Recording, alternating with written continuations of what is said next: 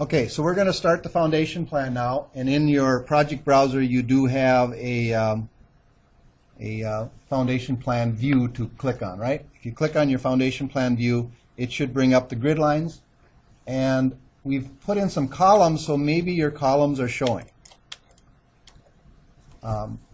So we don't want the columns to show on the foundation plan, so we could click on them, right click, and hide in the view would be one option, or we can go over to the project browser, go to visibility graphics, click edit, and go down and find the structural columns and uncheck it. Apply that and say OK, and then your columns won't show. Okay. The other day I talked about maybe creating this corner or this door post, and I made it by using an extrusion. So since I made it as an extrusion, I didn't make it as a column, and so it stays on here. So in this case, I would have to click on that, right click, and hide in the view that category, and they would go. Okay, so if you did that, you might have to hide those. Okay, so all we want to see is the grid lines. We're going to start this by starting with our perimeter foundation wall, and then we will put the piers in. So our perimeter foundation wall between piers is going to be an 8-inch poured concrete foundation wall that is 4 feet deep. So I'm going to go to walls, and since this is a structural plan, foundation is a structural plan, we're going to go to structural walls. And if we browse in the structural wall types, under foundation walls,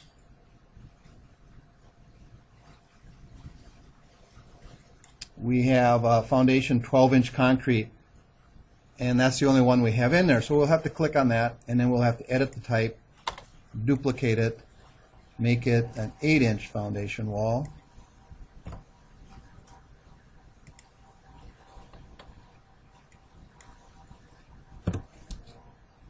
Say OK, and then go to the structure of it and change it from 1 foot to 8 inches. And say OK. So now we're going to start the foundation wall by drawing it. It's going to the base location is going to be top of footing, and it should have defaulted to that. And the top elevation should be level 1. That's our floor level, right? So it should have defaulted to that. If it didn't, you'll have to modify that. That'll make it 4 foot tall. And then we're going to go to location is going to be the finished face of the exterior of the wall.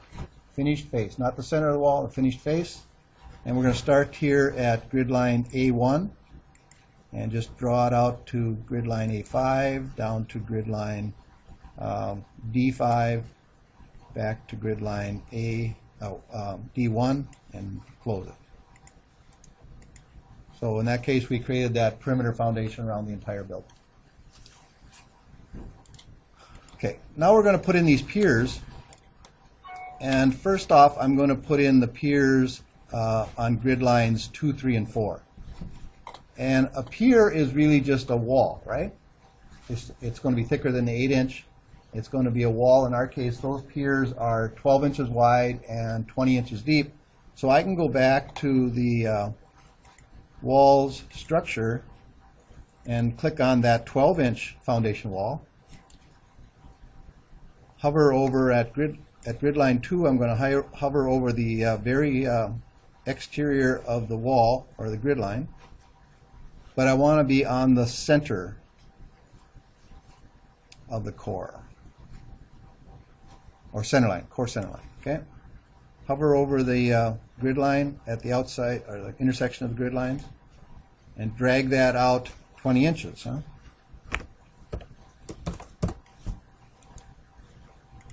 And it should automatically make that a pier.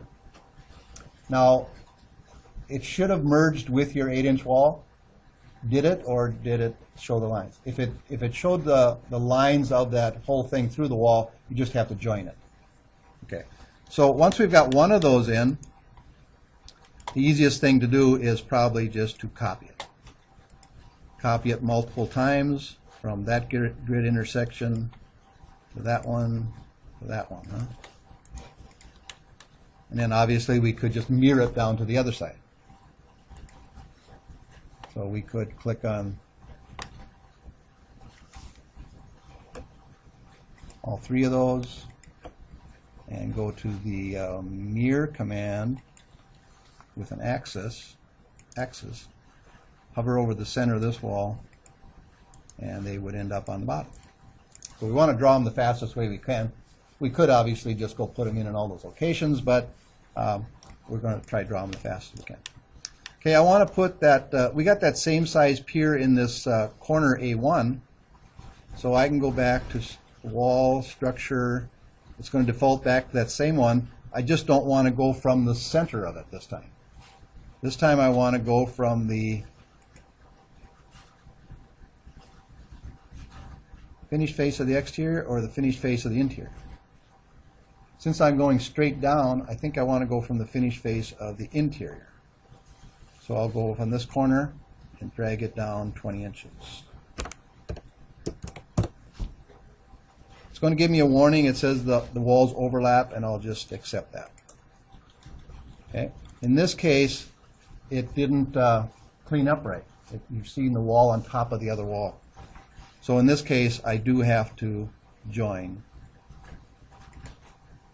this to this. Okay. Because it's on top of it, you have to join it, right? Okay.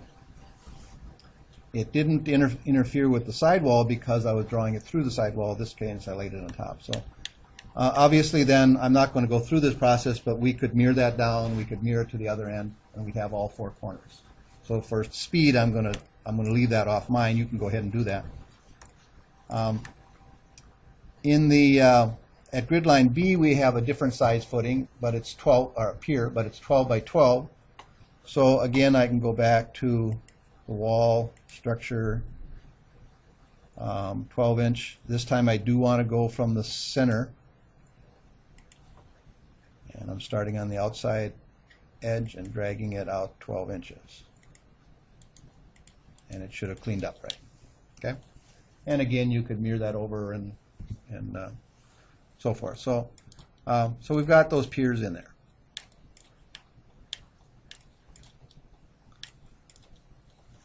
Now I want to put the footing around the building. And the footing under the perimeter wall is going to be a 24 wide by 12 inch deep footing. So again, I'll go to structure. I'm going to go to a command here in the middle where it says structural foundation wall footing. Okay, see that one? Have you used that before? Probably. Okay, we'll click on that and we'll look for the size of the footing. It says a retaining wall footing and a bearing footing, a 12 by 12 or a 24 by 12 by 12. We don't want the retaining wall footing. We want the bearing footing, but obviously it's not going to be 36 inches, so we'll have to edit the type, duplicate it, and make it a 24 inch by 12. Delete the 2. Go down here and change the width of it to 2 foot. And say, okay.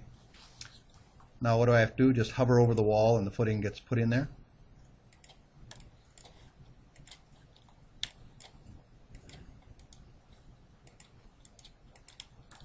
Okay, so we have that footing in there.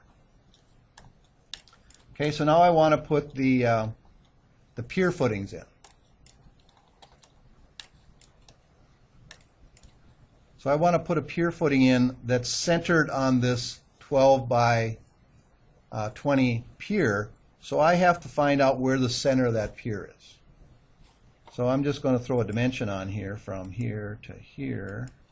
So that is, oops, I went to the wrong spot. That is 1'8", right? So 20 inches. So I'm going to go to annotate. I'm just going to go draw a detail line from here to here. And I'm going to just move that up 10 inches, huh? That would be the center of that pier, right? So now I know where the center of the pier is. I can go back to structure. I can go to an isolated footing, which is like a pad footing, an isolation footing. Click on that. It's going to default to a, it calls it a pile cap foundation 81-81-36, which is pretty big. That's the, they only have one that's bigger in there, so obviously I'll pick that one. I'll edit it. I'm going to duplicate it. It's going to be what size? 4'6", which would be 54 inches. That's the one we sized for that location. And it's going to be 12 inches thick.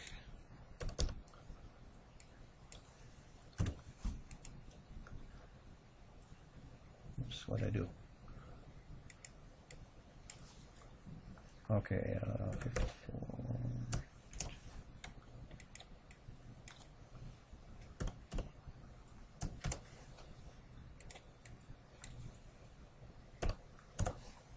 Okay, so we've got it changed in here. So we've created this 54 by 54 by 12 inch, which is 4'6" by 4'6" by 1 foot. Say OK. And I'm just going to bring it in. It's on your crosshairs. I'll hover over the intersection of that location and put it in there. Now that should have cleaned up. Oh, I see. Okay. You'll notice in my location it didn't merge with the other footing, but a good point is over here in the project browser it put it in at level 1. So if we click on level 1, we want to change that to top of footing, and there it is, cleaned up, right? Okay. Now I can get rid of that line that I put in there temporarily, just delete that. And obviously now I should be able to just copy that around, mirror it around, whatever I want to do, right? So if I wanted to put that on this one here, I could just go to, click on it, go to copy multiple times from the intersection there to there to there. Huh? Okay, so that's kind of the easy way of putting in our pad footings. Okay, over in this corner, we have that footing that's 2'6" by 2'6" by 12 inches thick. So if I go and create that one, go to an isolation footing, go to edit the type, go to duplicate it. It's going to be a 30-inch.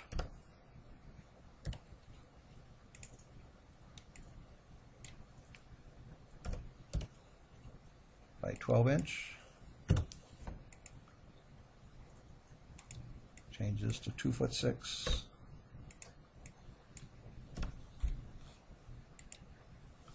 And I bring that one in. And I'm just going to set it out here because I have to, first off, find out the exact location of where I want to put that. Okay.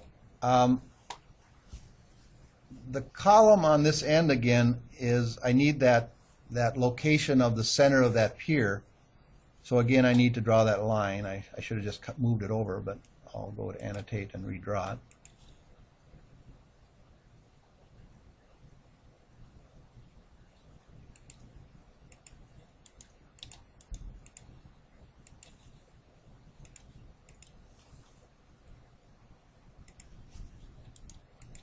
Okay, so that's the location of it. Then I can move the pier from the very center of the pier to the center of that. Huh? And again, it put it at level 1. So I want to change that to top of footing. And it's kind of odd there, right? It's got a little jog to the outside here and a jog on the inside. So this would be kind of hard for the contractor to form up, right? So we want to maybe enlarge this footing so we don't have to worry about that. And this jog here, I believe, I could dimension it, but it's 1 inch. I know it's 1 inch. So I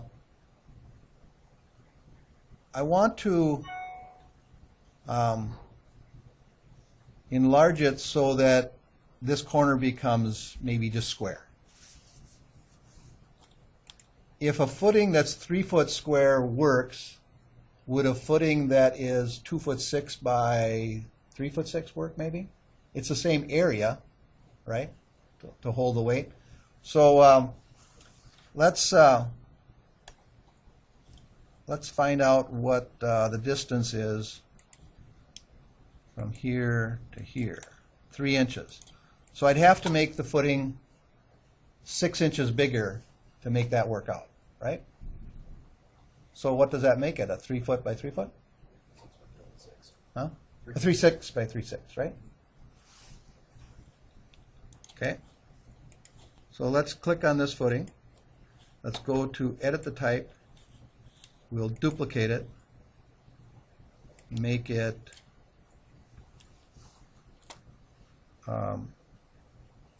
what's that, 42?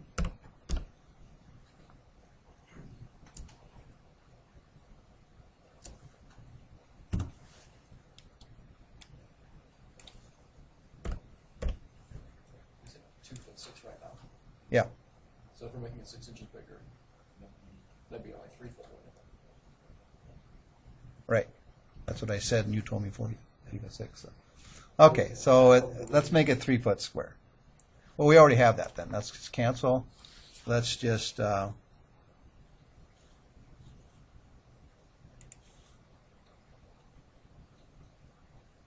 we create a three foot? A second here.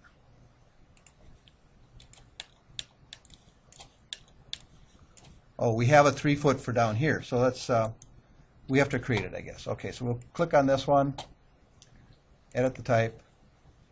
We're going to make it a we're going to duplicate it.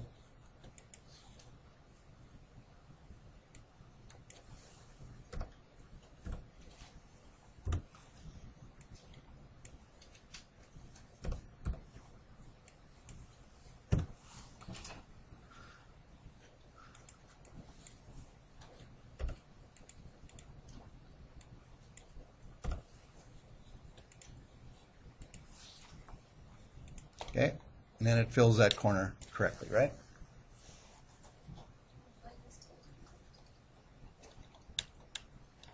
Okay, and now we need that same footing for this pier, so we could just go to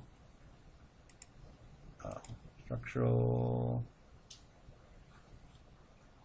footing.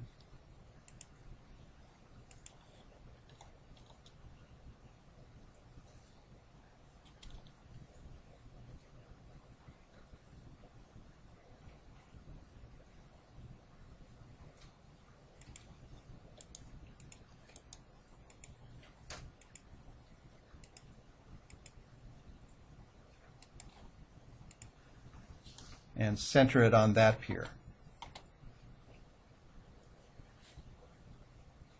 So,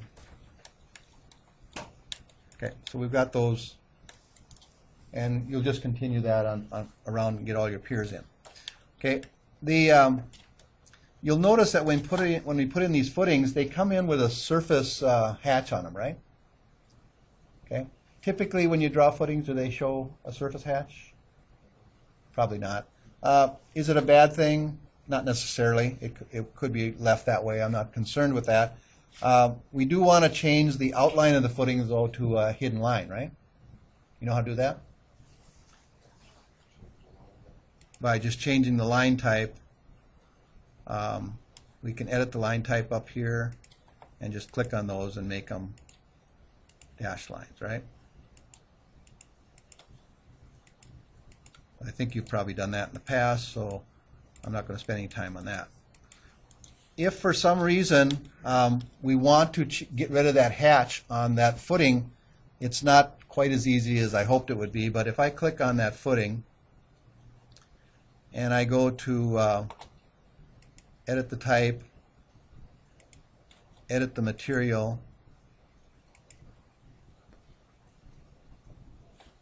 a second, cancel that. The material is concrete. Yeah, I have to go edit the material.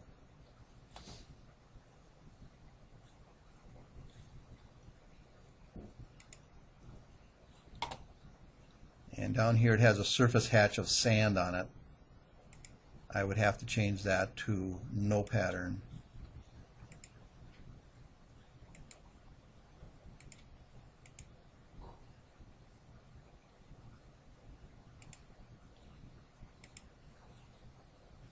And okay, it changed it on the pad footings, but it didn't change it on the other footing.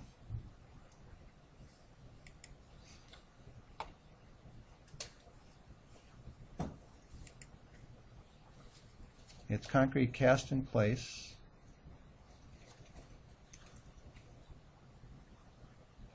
So rather than spend any time on that right now, I think we'll just undo that, and we'll leave the hatch on it for now. And if we can, if you feel we need to change that, we can do that later. Okay. So that is getting your foundation started. Yesterday I showed an example of what the foundation should be. We're going to have a pier schedule and a footing schedule because we don't want to dimension each one of these footings.